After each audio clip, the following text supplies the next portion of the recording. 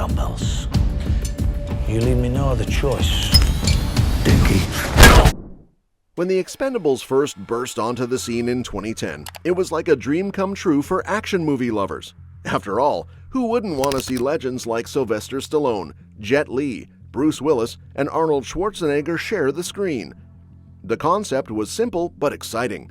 Bring together a bunch of action heavyweights from the golden era of 80s and 90s cinema, throw in some explosive set pieces, and let the bullets fly. And honestly, it worked, at least in the beginning. The early entries felt like a celebration of old-school action, especially in an era where PG-13 superhero movies were dominating the box office. That contrast made The Expendables stand out because it proudly brought back the gritty, unapologetically over-the-top style that fans of Stallone's glory days had been missing. So even though the first two movies weren't critical darlings, they did exactly what they promised, delivered big action, familiar faces, and a whole lot of nostalgic fun. And let's not forget, they made money. The first two films were box office hits, no question about it. Audiences were eager to see these aging mercenaries kick butt, and the retro vibes were irresistible. The first movie raked in over $268 million worldwide, while the sequel went even bigger, pulling in around $311 million. Sure, there were criticisms, the humor didn't always land, and the visuals could be a bit flat, but that didn't matter much. The ensemble cast and the adrenaline-pumping action sequences more than made up for it. People loved the idea of seeing their favorite action stars team up, and it gave the series real momentum. Now the third installment, The Expendables 3, was where things got a bit rocky. The team behind it tried something different. They decided to go with a PG-13 rating. The idea was probably to bring in a younger audience, which sounds like a solid strategy on paper, but the thing is, fans came to these movies for the raw, unfiltered action. Toning it down just didn't sit right with longtime followers of the franchise. It wasn't necessarily a bad movie, but it lacked the punch and edge that made the earlier ones so appealing. The PG-13 approach may have been well-intentioned, but it took away one of the franchise's biggest strengths, its R-rated chaos. Plus, the timing didn't help. The movie leaked online before its official release, which definitely hurt its chances at the box office. Even though it still made over $200 million globally, that was a noticeable drop compared to the previous film. So instead of keeping the momentum going, it led to a long break for the franchise. A 9-year break to be exact. That brings us to Expendables 4, the fourth chapter, which finally arrived in 2023. After such a long gap, expectations were mixed.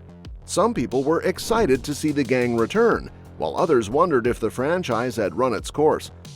Unfortunately, the fourth film struggled to find its footing. It made a few bold changes. Stallone took more of a back seat, and new faces like Megan Fox, 50 Cent, and Andy Garcia were brought in to refresh the lineup. While the intention was clearly to shake things up, the end result felt a bit off. Even though the movie aimed to streamline things and offer a tighter, action-focused experience, it ended up being the weakest of the bunch. It lacked the charm and charisma that made the earlier films so fun to watch. The action scenes were there, but they felt too familiar, too safe. And to make things worse, the visual effects were noticeably underwhelming, which is hard to ignore in a modern action flick.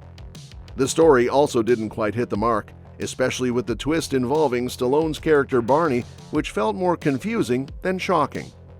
Despite having a solid cast and a few entertaining moments, like the brief but intense team-up between Jason Statham and Tony Jaa, Expendables 4 just didn't land. It underperformed both critically and financially, bringing in barely half of its $100 million budget. That's a tough blow for any franchise, especially one built on the star power and legacy of action icons. So naturally, fans and critics began to wonder, is The Expendables finally out of steam? That's the big question. Will there be an Expendables 5? On one hand, there have been a few whispers and hopeful rumors that another sequel could be in the works. But on the other hand, the lukewarm reception to the fourth film might make producers think twice. The reality is, if another entry is going to happen, it probably won't be anytime soon. It'll likely take several years, and if it does come together, it may need a completely fresh direction. That's not necessarily a bad thing. In fact, a bit of reinvention could be exactly what the franchise needs. There's still a lot of potential in the core idea, aging warriors coming together for one last mission, but it might be time to bring in a new team with a different energy. That doesn't mean saying goodbye to Stallone and Statham entirely, but rather giving them more of a mentor role while a younger cast takes the lead. Think of it as passing the torch. There are some interesting possibilities if the Expendables 5 does move forward. Bringing in fresh action stars like Charlize Theron, Keanu Reeves, or even Dwayne Johnson could give the series the jolt it needs. These actors not only bring major star power, but they also represent a more modern era of action, which could help bridge the gap between longtime fans and new audiences. And if the franchise wants to earn back some goodwill, scaling back the CGI and focusing more on practical effects and grounded storytelling could do wonders. Another change that could really raise the stakes? Letting go of the idea that every team member has to survive. So far, only one expendable has died, Liam Hemsworth's character Billy the Kid, and while Stallone has avoided killing off characters to maintain that brotherhood vibe, introducing some real danger might actually make things more exciting. It would raise the emotional stakes and show that the missions they're taking on actually carry serious consequences. Of course, to pull all this off, the series would benefit from bringing in a director with a clear vision and experience working with big ensemble casts. Names like John Woo, David Ayer, or even Guy Ritchie come to mind. Directors who understand how to balance intense action with strong character moments could really bring new life to the franchise. And if they approach it with the same sense of fun and spectacle that defined the early films, but with a few smart updates, it could resonate all over again. So while The Expendables 4 may not have been the triumphant return fans were hoping for, that doesn't mean the series is down for the count. Sometimes a stumble is just what a franchise needs to regroup and come back stronger. There's still a lot of love for these characters and the world they inhabit. With the right mix of legacy and innovation, The Expendables 5 could absolutely reignite the excitement and remind audiences why they fell in love with this high-octane team in the first place. And that's that for today's video. Thanks for watching, and we'll see you in the next one. Your suggestions for future videos are always welcome in the comments below, so let me know what you'd like to see next. Don't forget to like, share, and subscribe to stay in the loop, especially if you want more updates on The Expendables 5.